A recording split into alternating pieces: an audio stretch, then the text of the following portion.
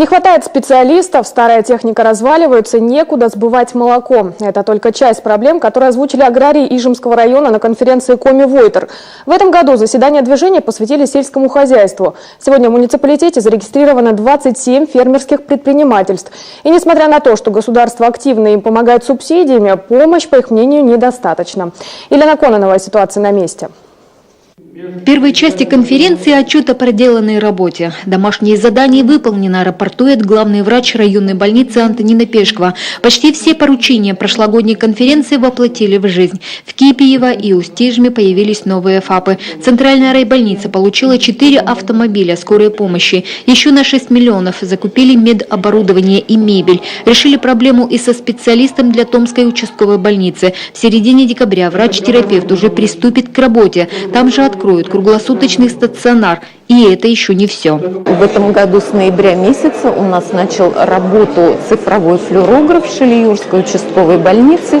И это сняло проблему флюорографического обследования населения Шилиюрского куста.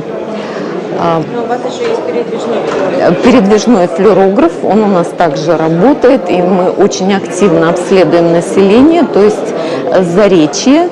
Практически все обследовано, и сейчас мы ждем дорожного сообщения с Томским кустом и с Припечорьем. То есть, как только появится возможность, мы сразу туда выедем. Делегаты надеются, что также оперативно решат и аграрные проблемы района. На этот раз именно они в центре внимания. Заместитель руководителя профильного министерства Петр Хоробрых пожурил местных аграриев за низкие показатели молока. Мол, коров у вас много, а удои скромные. Крестьяне отвечают не до рекордов, когда работать на фермах некому. Молодежь в погоне за заработком ездит на вахты. Сельхозпредприятия со своими низкими зарплатами их не привлекают. Хлопот прибавляет старая техника.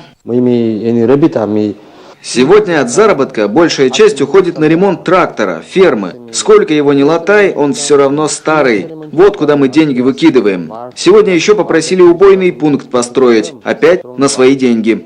Такие проблемы у всех фермерских хозяйств, их в районе 27.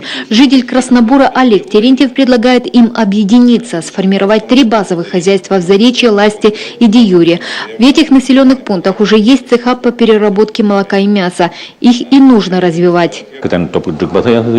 Где есть крепкая база, надо строить хорошие фермы, современные, высокотехнологичные. Необходима помощь и республики, и федерации. Это хозяйству района даст продовольственную независимость, чтобы мы сами себя могли прокормить молоком и мясом.